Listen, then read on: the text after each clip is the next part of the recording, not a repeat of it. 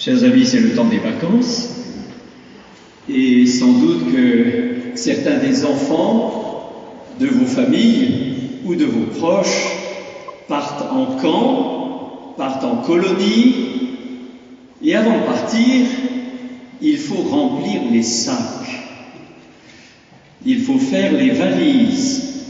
Alors les parents ou des fois même les grands-parents insistent. Surtout, n'oublie pas quelque chose pour la pluie.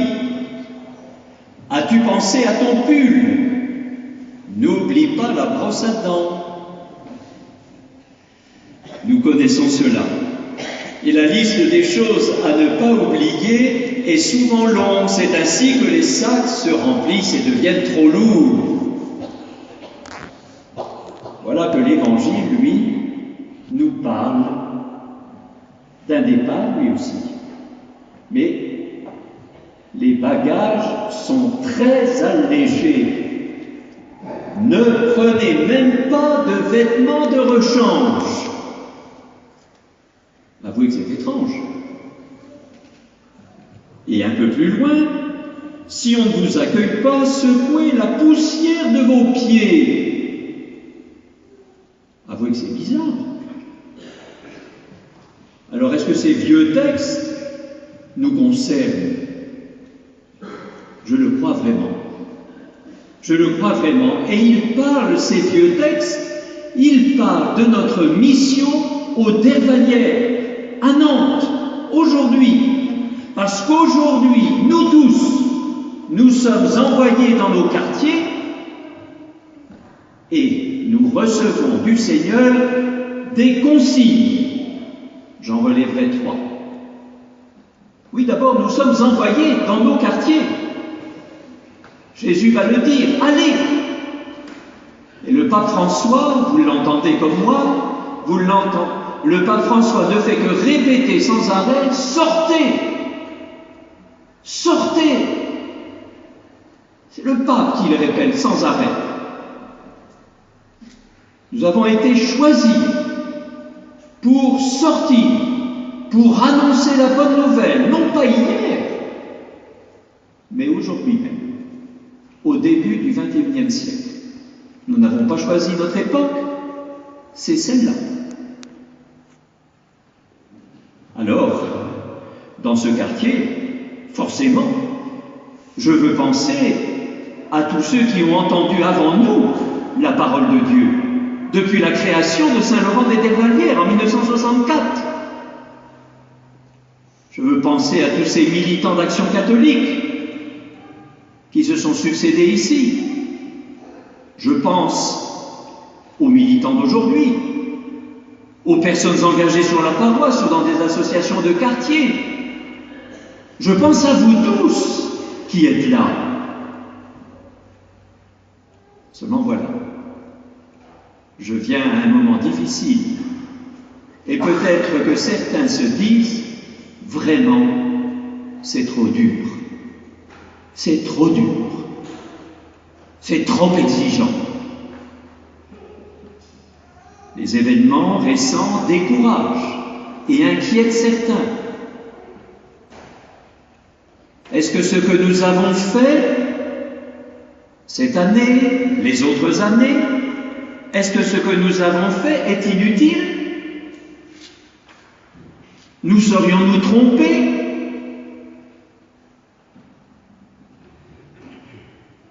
C'est normal que tout ça vienne à nos esprits. Et quand nous sommes troublés dans la foi, qu'est-ce que nous faisons? Quel doit être notre réflexe? Retourner à l'Évangile, à la parole de Jésus. Et la parole de Jésus, qu'est-ce qu'elle nous dit? Elle nous confirme dans nos missions.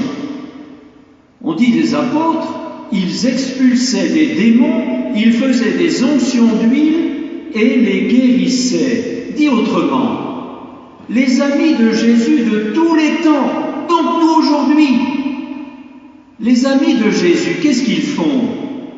Ils remettent debout, ils relèvent, ils guérissent, ils libèrent. C'est ce que vous faites. c'est ce que vous faites. En écoutant les personnes du quartier, vous pouvez chasser les démons du désespoir, de la haine ou de la vengeance. Par votre présence, pas nécessairement par des discours, par votre présence, par votre attention, par votre amitié, vous guérissez des cœurs blessés par ce qui s'est passé. Et de cela, je vous remercie. De cela, je rends grâce. Oh, bien sûr, ça ne fait pas la une des journaux, ni du journal télévisé, ni des autres. Mais pourtant, c'est cela, l'essentiel, ce sont les gestes d'amitié tissés au quotidien. Et nous osons croire, à cause de notre foi, nous osons croire que ces gestes sont plus forts que la haine, sont plus forts que la violence destructrice. Mais je le sais, ça n'est pas si facile de poser ces gestes-là. Il faut décider de les poser. Il faut choisir de poser ces gestes-là. Je n'oublie pas ce petit récit qui m'avait été donné par un ami et que j'ai souvent cité dans le diocèse à des moments difficiles. Un jour, un vieil Indien explique à son petit-fils que chacun de nous a en lui 2 loups qui se livrent bataille. Le premier loup qui est en nous représente la sérénité, l'amour, le respect, la paix. Et le deuxième loup représente la peur, l'avidité, la haine. Alors le petit-fils demande à son papy, lequel des 2 loups, papy, va gagner? Et le grand-père répond, celui que l'on nourrit, celui que l'on nourrit. En étant là, en étant fraternel, en manifestant des gestes d'amitié, vous avez choisi de nourrir le loup de la paix, de l'amitié, de la bienveillance. Vous avez choisi de favoriser la bonne entente. Et le Seigneur vous encourage, nous encourage dans ce sens-là. Alors il nous donne 3 petites consignes. Et je termine par là. Première consigne, nous dit-il, allez 2 par 2. Dit autrement, notre mission, jamais seul. Jamais seul, jamais seul. 2 par 2, pour vivre l'amour fraternel, pour nous soutenir les uns les autres. Chers amis, plusieurs d'entre nous vont regarder la télé cet après-midi. Ne dit-on pas de l'équipe de France de foot qu'il y vit un bel esprit d'équipe? Je ne m'y connais pas bien, mais c'est ce qu'on m'a dit. Alors, développons cet esprit d'équipe entre nous. C'est pour cela que j'ai souhaité que dans le diocèse, on développe les équipes fraternelles de foi. En effet, dans nos vies, il y a toujours des moments difficiles. Nous les connaissons tous. Mais justement, quand on n'en peut plus, lorsqu'on fait partie d'une équipe, quelle qu'elle soit, l'autre nous encourage et nous soutient. Deuxième petite consigne, n'emportez que le strict nécessaire, n'ayez ni pain, ni sac, ni pièce de monnaie, ne prenez qu'un bâton, des sandales aux pieds. Qu'est-ce que ça veut dire?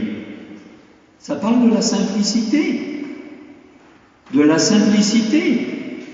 C'est-à-dire, regardons un petit peu qui sont ces apôtres. Les apôtres sont des hommes aux mains nues. sans prestige humain. Et ils ne transportent pas leur bibliothèque avec eux pour répondre à toutes les questions qui vont leur être posées. Ils n'ont pas d'autre appui que leur confiance dans le Seigneur. C'est très important de nous rappeler qui étaient ces apôtres, parce qu'on a des fois l'impression que ça nous dépasse, que c'est trop fort pour nous. Mais est-ce que c'était des hommes à la stature internationale? Est-ce que c'était des hommes du CAC 40? Est-ce que c'était des hommes qui avaient une fortune personnelle? Non! Non! Rien de tout cela. C'était des gens ordinaires comme nous. Et pourtant, par eux, l'Évangile va être annoncé. Où est-ce qu'ils ont puisé la force pour le vivre? Ils ont l'assurance que le Seigneur est avec eux. Ils ont l'assurance qu'ils ne sont pas seuls, que Jésus marche à leur côté. Est-ce que c'est pas l'expérience que nous faisons les uns les autres dans nos missions? J'ai encore entendu il y a quelques jours une dame qui a accepté de faire partie du service évangélique des malades. Et elle m'a dit qu'elle aussi, elle tremblait quand elle avait à aller voir une personne âgée ou une personne malade. On peut se dire parfois, mais qu'est-ce que je vais lui dire? Est-ce que je vais être bien accueilli? Et elle me disait, ça m'a été donné. Ça m'a été donné. Ça, c'est cette expérience qu'on fait tous. Enfin, troisième petite consigne, ne vous laissez pas impressionner par la persécution. C'est ce que dit l'Évangile. Dit autrement, ne nous étonnons pas, nous chrétiens. Les critiques sont inévitables. Depuis le début, ça a toujours été comme ça. Dans nos missions, il y aura toujours des remarques, des oppositions, des critiques, des refus. Comment vivre cela? L'Évangile nous dit, si on refuse de vous accueillir, partez ailleurs. Qu'est-ce que ça veut dire? Secouez la poussière de vos pieds. Qu'est-ce que ça veut dire? Est-ce que ça veut dire méprisez-les, puisqu'ils ne vous accueillent pas? Usez de la violence, puisqu'ils ne vous accueillent pas? Est-ce que c'est ça que ça veut dire dans l'Évangile? Assurément non. Non. Ça veut dire, nous respectons votre liberté, même si vous ne nous accueillez pas. Nous secouons la poussière de vos pieds, c'est-à-dire nous ne voulons rien prendre contre votre gré. Je le dis, parce qu'à un moment, la tentation est grande de chercher à vivre des oppositions religieuses. Alors nous chrétiens, nous choisissons l'attitude de Jésus. Une cause religieuse ne se défend que par le dialogue, la rencontre de l'autre et le respect. Nous avons choisi cela à cause de Jésus. Plus que jamais, nous voulons protéger la fraternité, la paix dans la justice, et nous ne voulons pas nous laisser gagner par la peur de l'autre. Ça a été l'attitude des moines de Tibérie. 2 d'entre eux sont originaires de notre département. Célestin Ringard, qui a commencé son ministère à côté d'ici, avant de partir à Tibérie. Michel Fleury. Ils vont être béatifiés l'un et l'autre. Je vous propose de les prier tous les deux pour que la même paix qu'ils ont vécue à Tibérine soit dans nos cœurs à nous, ici à Nantes. Alors, à la suite de Jésus, à la suite des apôtres, nous rendrons grâce pour les belles choses que nous vivons. Essayons de nous rappeler cette année, ne serait-ce qu'une seule chose, une seule rencontre, un seul échange, où nous avons vécu vraiment l'amitié, la paix, l'Évangile. Faisons remonter à notre mémoire ce moment-là, un seul, qui nous fait tenir dans la foi en Jésus.